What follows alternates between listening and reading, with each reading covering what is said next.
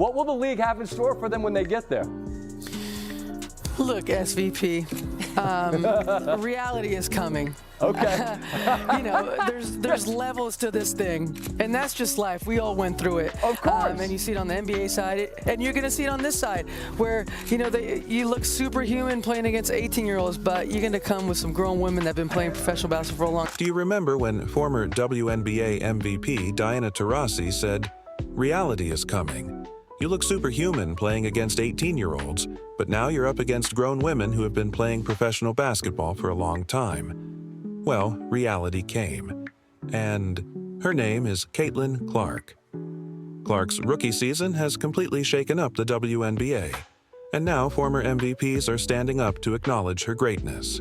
She has secured the WNBA Rookie of the Year, been named to the first team All-WNBA, absolutely did it all and became a magnet for attention and an icon for sports fans, certainly little girls, certainly mine as well, playing her basketball and watching her play. and shattered 62 records along the way.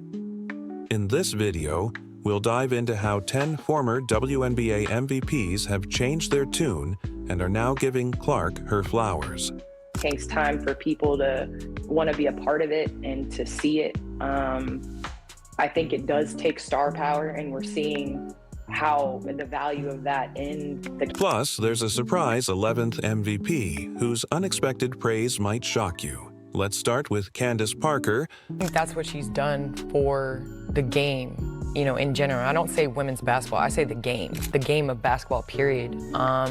You want to see a show, and I think that that's the biggest thing. You always talk about Steph being a showman. I mean, this is a showman right here. Yes. You're able to have sellout crowds to come and see you play. You have student sections that hate you, that want you to lose. That's what sports is, and that's what competition is, and Caitlin's brought all of that. A two-time WNBA MVP and multiple-time champion. Players that change the game when they're on the court, whether they're touching the ball or not, you have to guard her when she steps into the gym. And so I don't think we've seen anything like that in women's basketball. I've played against a number of great shooters. Yes. Somebody that when they walk in the gym, you have to guard them. And I think the way the game is played has allowed her to showcase that skill, to be able to take that shot's being a good shot. It speaks to where basketball is. She had high praise for Clark's impact on the game, not just for women's basketball, but basketball as a whole. Great player, and I think the way that she's kind of came into this league, she's continuing to hold her own and show everyone what she can do. It takes star power, and we're seeing the value of that in Caitlin Clark.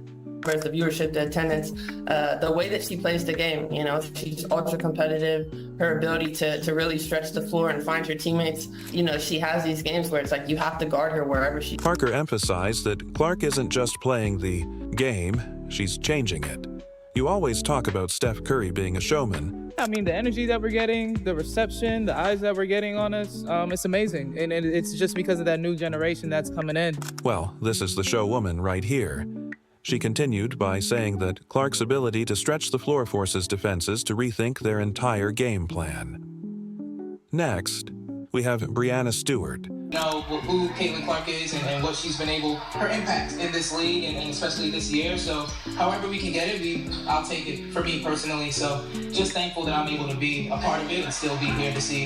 A three-time WNBA champion and two-time league MVP who praised Clark's impressive start. Caitlin is a great player. I thought that they were professional, like as anyone at this level would be. You know, I'm always impressed by the two of them. I think it was also really fun to see them playing together tonight. They had some synergy and the maturity that they have going in, not even just being here at All-Star. And the way she's come into this league, she's holding her own and proving what she can do. Beyond her stats, Stewart acknowledged the massive boost in viewership and attendance that Clark has brought to the WNBA. Has these games where you just have to guard her.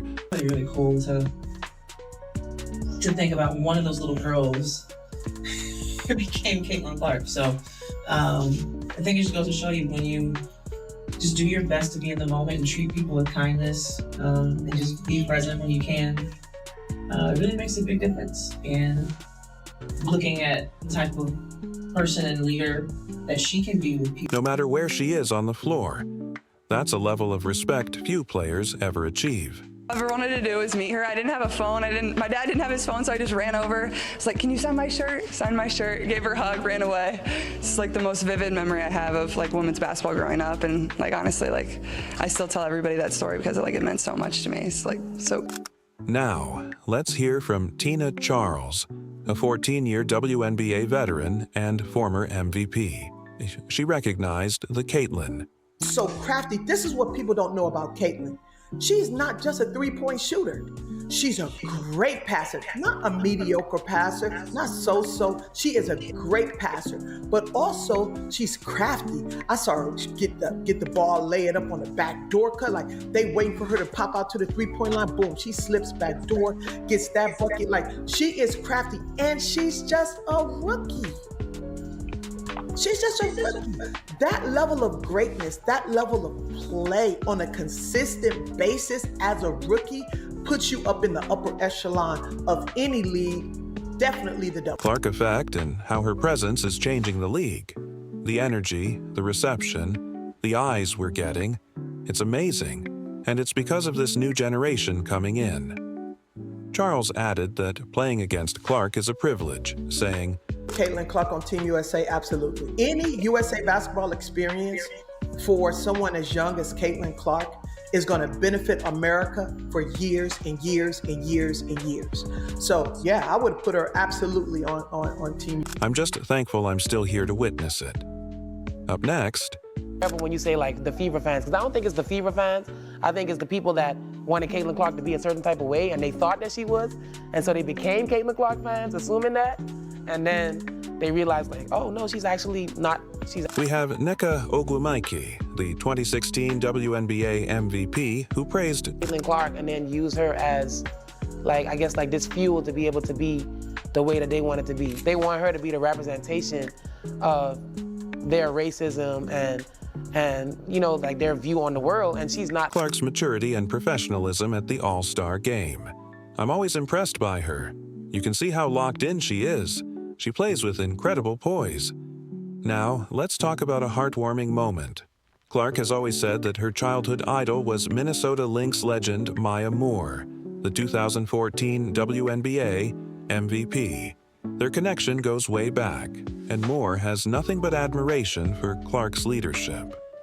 To start off, Caitlin Clark right now, Indiana Fever. What is she doing for the WNBA? How much do you love it? Caitlin Clark effect, being able to come in, but what I think is what she brings. Yeah. Coming from the college run, there's a lot of great rookies that have come in. She definitely spearheading. It's really amazing to see one of those little girls I met turn into Caitlin Clark.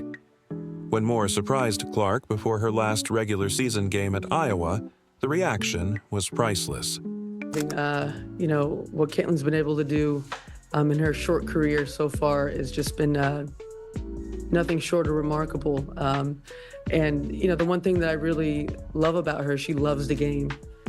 You can tell she's put the work in. And even, you know, throughout, you know, her short WNBA career, it's been a lot of pressure, a lot of things thrown at her, and you know, she keeps showing up and keeps getting better every single game. So her future is super bright, and you know, being a veteran and being in this league for a long, long time, you know, it's pretty cool to see that. And you know, I still feel like I was this tall, freaking out, running across the court to give you a hug. Clark laughed, realizing that now she's taller than her idol. Of all people are the best person to ask this. She's going to be coming into the WNBA very soon. How well do you think her game is going to translate, and what would be your biggest piece of advice for her coming into the WNBA? Yeah, I kind of said this on Complex one time. It was just a huge thing of, I think she's... That moment was full circle. A symbol of how Clark has gone from a fan to an icon herself. Now, let's move on to one of Clark's biggest critics turned supporters, Cheryl Swoops' former teammate, Cynthia Cooper. The first ever WNBA MVP shut down the doubters and went even further, saying Clark should have been on Team USA. Caitlin, Clark on Team USA would be great for America and great for basketball. She even added, I wish Caitlin had gotten that experience this year because she's our future. That's serious praise from a WNBA legend. Now, let's talk about Jonquel Jones, the 2021 MVP, who didn't just praise Clark, she defended her against all the hate. People assumed Caitlin Clark was a certain way. Then they realized, oh, wait, she's actually not racist. Jones called out those who tried to use Clark as a symbol for their own agendas, adding, some people latched onto Caitlin Clark and wanted her to represent their views, but she's not that.